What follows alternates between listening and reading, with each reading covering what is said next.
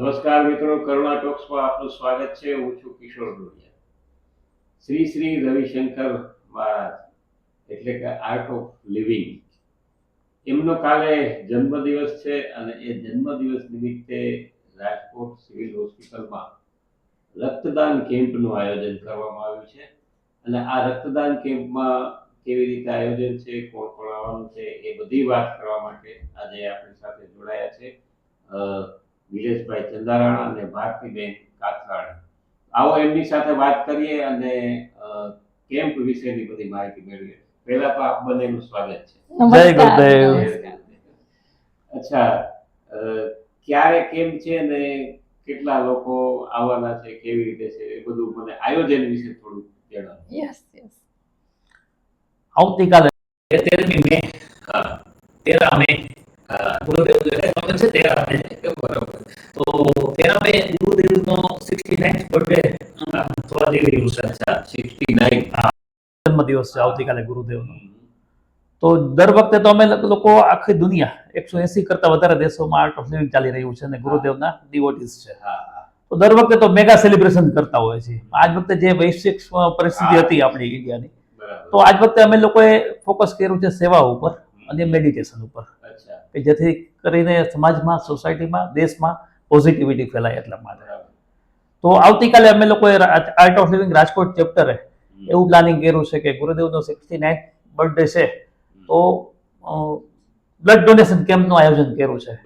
કે ગુરુદેવ એવું કહેતા હોય છે કે બ્લડ ડોનેશન એક એવી નિસ્વાર્થ સેવા છે કે જે લોકોના જીવનમાં અમૂલ્ય પરિવર્તન અને એક પોઝિટિવિટી લાવી શકે છે. તો એના માટે આવતીકાલે અમે લોકોએ આયોજન કર્યું છે. અમારી સાથે છે મારા ટીચર છે ભારતીબેન કાથરાણી, અને સમગ્ર રાજકોટના દરેક teachers, volunteers, apex body members બધાનો ખૂબ અનેરો ઉત્સાહ છે આવતીકાલ માટે. તો મેક્સિમમ લોકો અમે બધા સાથે મળી અને સિવિલ હોસ્પિટલમાં બ્લડ ડોનેશન કરવાના છીએ. ભારતીબેન, સિવિલ હોસ્પિટલમાં રક્તદાન કેમ્પ થતો હોય ત્યારે ત્યાં બધી તો હોસ્પિટલમાં તો તરત જ ત્યારે મળી જાય. થેલેસેમિયાના ખાસ એમનો તો ખોરાક જ લોહી છે. તો કઈ રીતે, ક્યાં, શું, કેવી રીતે બધા આવશે, કેમ બધું આયોજન છે, એ થોડી વાત કરો. યસ, અને એના પહેલા હું થોડી સંસ્થા વિશે પણ વાત કરી દઉં.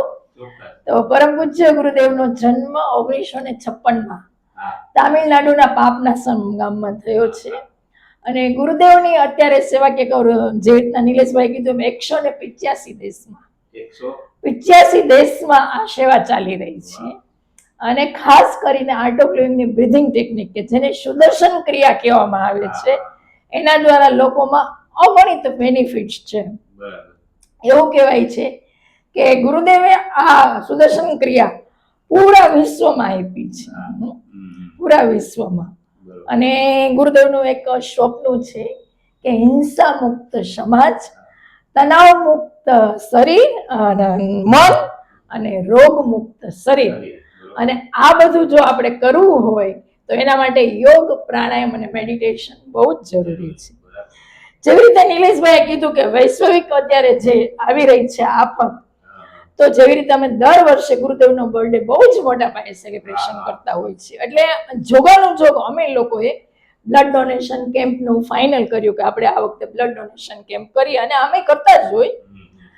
ત્યાં મીનવાઇલ મોદી સાહેબનો મેસેજ આવ્યો કે તમે અત્યારે બ્લડ ભેગું કરો. એટલે બે સરસ મજાનું ગવર્મેન્ટનો પણ અત્યારે આગ્રહ છે કે તમે અત્યારે બ્લડ ભેગું કરો.